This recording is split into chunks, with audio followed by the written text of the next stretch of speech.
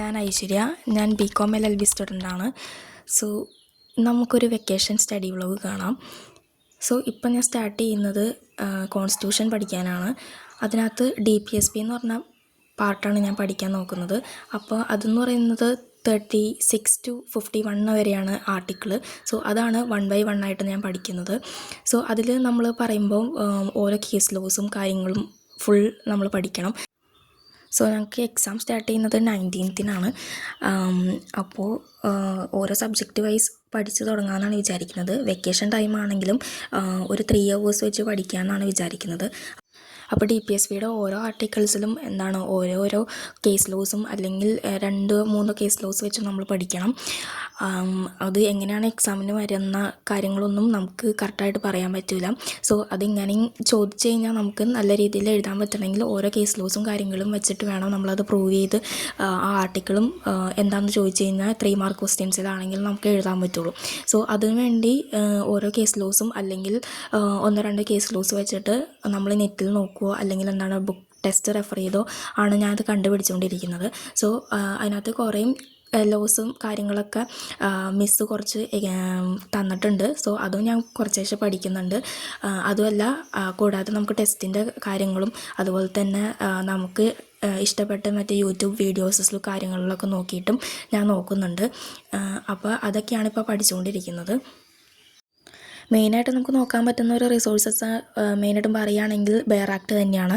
ആ ബെയർ ആക്റ്റിൽ ഓരോ articles vice നമുക്ക് നോക്കി വായിച്ച് മനസ്സിലാക്കണം. അതുപോലെ തന്നെ ഈവൻ അത് മനസ്സിലായില്ലെങ്കിൽ അതിൻ്റെ നെറ്റിൽ നിന്നുള്ള അതിൻ്റെ മലയാളം ട്രാൻസ്ലേഷൻ നോക്കുകയോ അല്ലെങ്കിൽ നമുക്ക് ടെസ്റ്റിൽ നിന്ന് നോക്കുകയൊക്കെ ചെയ്യാം. ഇപ്പം ഞാൻ ചെയ്യുന്നതെന്ന് വെച്ച് കഴിഞ്ഞാൽ ഞാൻ ഓരോ പേപ്പറിലായിട്ടാണ് നോട്ട് പ്രിപ്പയർ ചെയ്യുന്നത്. കാരണം എനിക്ക് എക്സാം ടൈമിൽ കൂടുതൽ എഫക്റ്റീവായിട്ട് തോന്നുന്നത് പേപ്പറിൽ നോട്ട് പ്രിപ്പയർ ചെയ്യുമ്പോഴാണ്. അപ്പോൾ അത് ഓരോ ഷോർട്ട് നോട്ടായിട്ട് പ്രിപ്പയർ ചെയ്തിട്ട് അത് വായിച്ച് നോക്കുകയാണ് ഏറ്റവും കൂടുതൽ സിമ്പിളായിട്ട് എനിക്ക് തോന്നിയിട്ടുള്ളത്.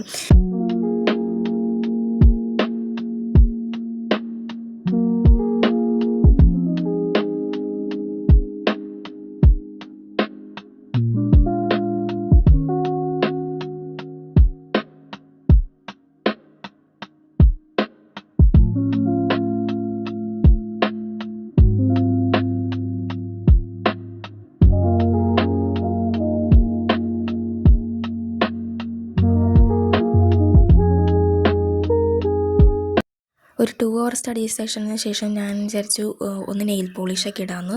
സോ അതാണ് ഇപ്പോൾ ചെയ്തുകൊണ്ടിരിക്കുന്നത്.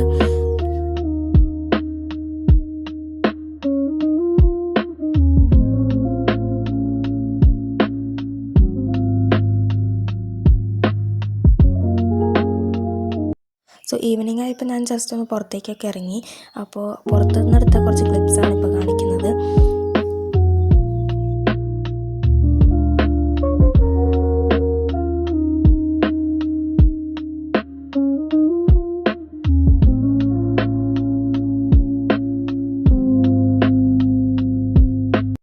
സോ പുറത്ത് പോയപ്പോൾ കിട്ടിയ കുറച്ച് ഫ്ലവേഴ്സാണത്. അപ്പോൾ ഇതിനകത്ത് നമുക്കൊന്ന് ഡ്രൈ ചെയ്ത് കഴിഞ്ഞാൽ ജേണലിനൊക്കെ കാര്യങ്ങൾക്ക് നമുക്ക് ഒരു എസ്തറ്റിക്കിന് വേണ്ടി നമുക്ക് യൂസ് ചെയ്യാൻ പറ്റും. ഭയങ്കര ക്യൂട്ടായിട്ടുള്ള കുറച്ച് ഫ്ലവേഴ്സാണത്. അപ്പോൾ അത് ഞാൻ ഒന്ന് കട്ട് ചെയ്തിട്ട് അതുപോലെ തന്നെ ഒരു ഡയറിയുടെ ഉള്ളിൽ ഡ്രൈ ചെയ്യാൻ വയ്ക്കുകയാണ്.